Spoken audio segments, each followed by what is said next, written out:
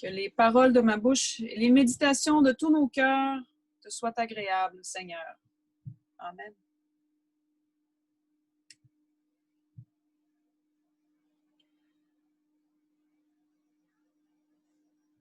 L'évangile de ce matin m'a un peu dérangée au départ. Quand j'ai lu le passage qui dit « N'allez pas dans les villes étrangères, n'allez pas en Samarie, allez seulement voir les brebis égarées d'Israël. » Je me suis dit, il me semble que c'est pas mal exclusif. Il me semble que ça correspond pas à l'image que j'ai de Jésus, ça correspond pas à ce que je me souviens de l'évangile de Luc et de son interaction avec les étrangers, les Samaritains. Ça correspond pas non plus à la fin de l'évangile selon Matthieu, où est-ce qu'il envoie les apôtres à toutes les nations. Pourquoi est-ce que Jésus leur dit d'aller d'abord voir les brebis égarées d'Israël? Ça m'a dérangée aussi parce que je me suis dit, il me semble que c'est le genre de passage qui a dû être utilisé de façon antisémite en disant « Oh, regardez, les Juifs étaient donc perdus. » Ça m'a vraiment, vraiment dérangée. Je me suis dit, est-ce que j'ignore ce bout-là? Est-ce que je prêche sur le reste sans penser à ça? Puis, j'ai pris une pause de réflexion pour la prédication, pour aller voir les textes qui m'avaient été envoyés pour la célébration de ce soir, qui est une célébration antiraciste de l'Église unie du Canada, pour laquelle je serai interprète. C'est-à-dire que je ferai de la traduction simultanée de façon bénévole. Je ne fais pas ça dans la vie. Donc, si vous venez ce soir, ça se peut que vous entendiez des traducteurs qui s'enfargent un petit peu. C'est normal, on est tous des bénévoles. Aucun de nous n'est interprète professionnel. Mais j'ai commencé à lire les textes du clergé noir, des gens, des pasteurs de l'Église unie qui vivent le racisme au quotidien et qui parlent de ce qu'ils vivent. Et puis, je suis retournée ensuite au texte en ne pensant pas que cette lecture-là avait transformé ma perspective, mais ça l'a transformée. Parce que ce qui m'a sauté aux yeux en relisant ce passage-là, n'allez pas dans les villes étrangères, n'entrez pas en Samarie, allez voir plutôt les brebis perdues du troupeau d'Israël, c'est que les apôtres font partie du troupeau d'Israël. C'est que les gens qui vont voir, c'est des gens de leur communauté, de leur société, des gens qui sont autour d'eux directement, des gens avec qui ils ont grandi. On entend souvent le proverbe « quand on se compare, on se console ». C'est facile de se comparer aux États-Unis et de dire « Ah, au Canada, on est tellement meilleur. Ah, au Québec, on n'a pas ces problèmes-là. » Et on oublie d'apporter la guérison à nos propres sociétés d'abord, à regarder d'abord autour de nous. C'est plus facile d'aller voir ceux qui sont complètement différents et dire « vous faites fausse route » que d'examiner nos propres sociétés desquelles nous faisons partie. Parce que vient avec ça un inconfort qui se dit collectivement, on s'est peut-être trompé de chemin sur cet aspect-là ou cet aspect-là. On se dit, personnellement, j'ai peut-être participé à l'oppression de quelqu'un tout près de moi. C'est plus difficile à entendre. Jésus dit à ses apôtres, allez d'abord voir les brebis égarées du troupeau d'Israël, mais ne dit pas pour toujours, ou vous ne verrez jamais des étrangers. Donc, ce n'est pas quelque chose d'exclusif.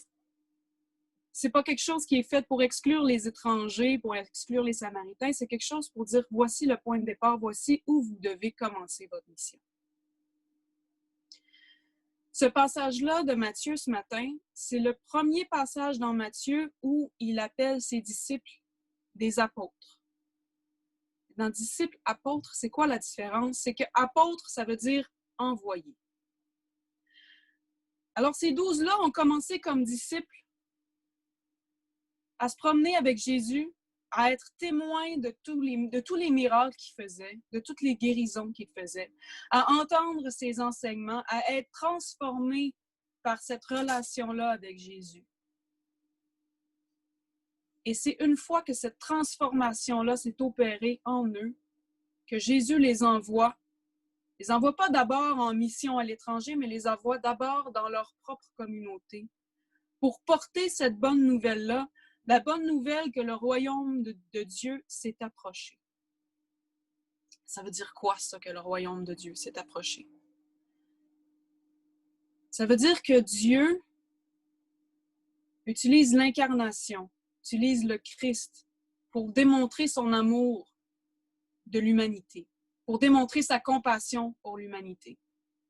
Et dans le passage qu'on entend aujourd'hui, Jésus dit à ses apôtres, vous aussi, vous pouvez incarner cet amour-là. Vous aussi, vous pouvez apporter cette guérison-là. Jésus dit, vous l'avez reçu gratuitement, vous pouvez l'offrir gratuitement. Puis là, je me suis dit, est-ce que je prêche là-dessus ou est-ce qu'ils vont couper mon chèque de paye? Et puis, je me dis, ça va beaucoup plus loin que les services qu'offrent les pasteurs comme étant des théologiens en résidence pour une communauté. C'est le ministère de tous les croyants d'offrir gratuitement de cet amour que l'on a reçu. C'est pas tout ce que je fais pour suivre Jésus, pour lequel je suis payée. Je suis payée pour des services particuliers qui sont gérés par l'Église unie, qui sont demandés de moi, mais un paquet d'autres manifestations de ma foi qui n'ont rien à voir avec le fait que j'ai un salaire ou non comme pasteur, et qui n'ont rien à voir avec le fait que vous soyez embauché ou non dans un rôle spécifique dans l'institution qu'est l'Église. Parce que ce à quoi Jésus nous appelle, c'est à être d'abord disciple.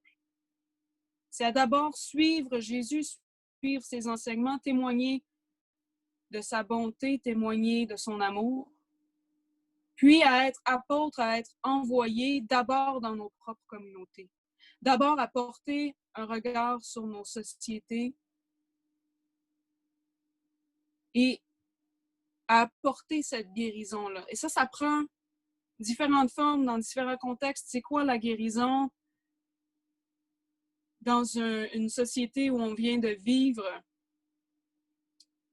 un confinement qui a mis en lumière tellement d'injustices, qui a mis en lumière comment on traite nos aînés, qui a mis en lumière comment il manque de profs dans les écoles, qui a mis en lumière comment on sous-paye des gens qui offrent des services sans lesquels on ne pourrait survivre.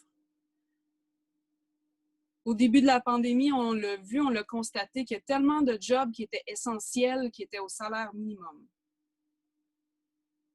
C'est un choc, ce qu'on vient de vivre.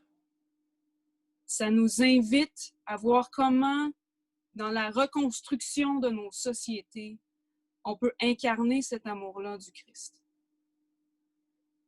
Et je ne peux pas prêcher ce matin sans parler de racisme systémique parce que c'est tellement partout dans l'actualité en ce moment. Et je me rends compte, en lisant plusieurs articles, en regardant plusieurs documentaires, que parfois, j'ai participé à ce racisme systémique-là sans m'en rendre compte. Que parfois, j'ai cru être progressiste en disant « je vois pas la couleur », mais qu'en disant ça, en fait, je ne voyais pas non plus l'oppression des gens qui sont différents. Je voyais pas que leur expérience n'était pas la même que la mienne, que mon privilège me permettait de faire des choses qu'ils, elles, ne peuvent pas se permettre. Et ça, c'est un constat qui est difficile. Et ça, c'est la partie où on dit « Jésus, guéris-moi pour que je puisse ensuite être envoyé et aider à guérir ma société, aider à guérir ma communauté. » On doit d'abord faire notre propre examen de conscience, regarder nos comportements, regarder les questions qu'on pose, regarder les commentaires qu'on fait et se poser la question, est-ce que ce que je dis, ce que je fais, ce que je ne dis pas, ce que je ne fais pas, perpétue l'exclusion, perpétue l'effacement des différences ignore l'expérience des autres autour de moi. Je l'ai déjà fait, demander à quelqu'un qui avait l'air différent ou qui avait un accent, d'où tu viens, toi, pour finalement me faire dire, je suis née ici et me sentir tellement petite dans mes souliers. Ça a l'air anodin, mais quelqu'un qui vit ça à tous les jours, qui vit cette question-là à tous les jours, qui dit, je peux-tu, s'il vous plaît, juste vivre ma vie et arrêter de raconter mon histoire d'origine ou d'où viennent mes grands-parents. J'ai participé à cette lourdeur-là, je dois la reconnaître, je dois guérir moi-même ce comportement à l'intérieur de moi pour pouvoir participer à la guérison de ma société. Alors, je prie aujourd'hui que le Christ continue à nous transformer, continue à nous montrer là où on s'est enfargé, continue à ouvrir nos ornières et continue à nous appeler à aller vers les gens et à participer à la guérison du monde. Amen.